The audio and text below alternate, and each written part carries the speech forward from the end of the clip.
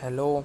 आज हम हिंदी का चैप्टर दो बैलों की कथा क्षितिज का फर्स्ट चैप्टर है। आज हम शुरू करने जा रहे हैं। इसके लेखक है प्रेमचंद। पहले हम पढ़ेंगे इसका पाठ परिचय। ये है पहले इसका फर्स्ट पैरा, लेखक परिचय। ये लेखक परिचय है। ठीक है, पढ़ना शुरू करते हैं।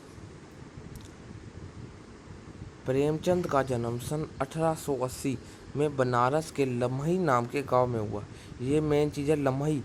इस बात को याद रखना कि प्रेमचंद का जन्म बनारस के लम्हई गांव में हुआ। उनका मूल नाम जब वो पैदा हुए तब उनका पहला नाम धनपत राय था। ठीक है। प्रेमचंद का बचपन अभावों में बीता और शिक्षा बीए तक ही हो पाई। उन्होंने बस बीए तक ही शिक्षा प्राप्त की थी। फिर उन्होंने शिक्षा विभाग में नौकरी की, परंतु असहयोग आंदोलन में सक्रिय भाग लेने के लिए सरकारी नौकरी से त्याग पत्र दे दिया।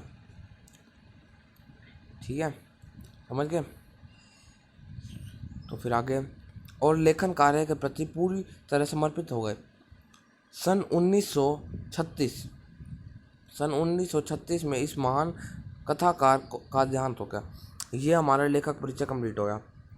ठीक है, अब आगे अब ये जो चीज़ है नेक्स्ट पैरा, ये इनकी रचनाएं, ये कंप्लीट ये इनकी रचनाएं हैं। एक एक करके बताता हूँ मैं आपकी इनकी रचना क्या क्या है।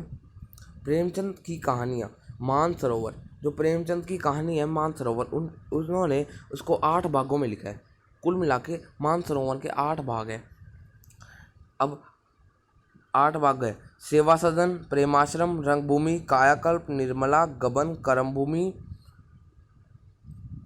और गोदान उनके प्रमुख उपन्यास है। ये सारे उनके प्रमुख उपन्यास है। उन्होंने हंस, जागरण, माधुरी आदि पत्रिकाओं का भी संपादन किया है।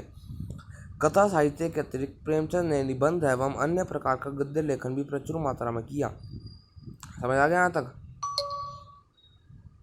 नेक्स्ट, उन्होंने जिस गांव और शहर के परिवेश को देखा और जिया, उसकी अभिव्यक्ति उन्हें कथा साहित्य से मिलती है। कथा साहित्य में किसानों और मजदूरों को दयनीय स्थिति, दलितों का शोषण, समाज में स्त्री की दुर्दशा और स्वाधीनता आंदोलन आदि उनकी रचनाओं के मूल विषय है। यहाँ तक समझ आ गया सबको। ठीक है, नेक्स्ट, प्रेमचंद ने कथा साहित्य का संसार बहुत व्यापक है। उसमें मनुष्य ही नहीं पशु पक्षियों को भी अद्भुत आत्मिकता मिलती है। ये ध्यान रखना वर्ड कि प्रेमचंद जो भी अपनी कहानी लिखते हैं उसमें मनुष्यों के साथ साथ वो पशु पक्षियों को भी ज़्यादा सम्मान देते हैं। आगे समझ। ठीक है, नेक्स्ट, बड़ी से बड़ी बात को सरल भाषा में सीधे और संक्षेप में कहना प्रेमचंद के लेखक की प्रमुख विशेषता है। देखो उनकी विशेषता है, उनकी भाषा सरल, सहज एवं मुहावरेदार है तथा उन्होंने अरबी, फारसी और अंग्रेजी के प्रचलित शब्दों का प्रयोग कुशलतापूर्वक किया है। समझ आ गया। यहाँ ये हमारा पाठ परिचय खत्म हो गया। सॉरी, लेखक परिचय, पूरा लेखक के बारे में हमने सारा कुछ जान लिया। अब ये है हमारा पाठ परिचय, ये पाठ परिचय। ठीक है, तो देखो पाठ परिचय में 2 बैलों की कथा के माध्यम से प्रेमचंद ने कृषक समाज और पशुओं के भावात्मक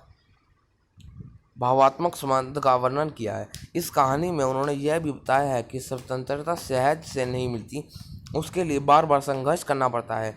इस प्रकार परोक्ष रूप से यह कहानी आज़ादी के आंदोलन की भावना से जुड़ी है। इसके साथ ही इस कहानी में प्रेमचंद ने पंचतंत्र और हितोपदेश की कथा परंपरा का उपयोग और विकास किया है। यहाँ तक हमने पूरा पाठ परिचय पढ़ लिया, लेखक परिचय पढ़ लिया। अब अगर आपको ये अच्छी लगी हो तो मेरे चैनल को सब्सक्राइब, लाइक और शेयर जरूर करना। और इससे अगली वीडियो में मैं आपके साथ फिर मिलूँगा इस चैप्टर के भाग 1 और 2 के साथ। Thank you and have a nice day.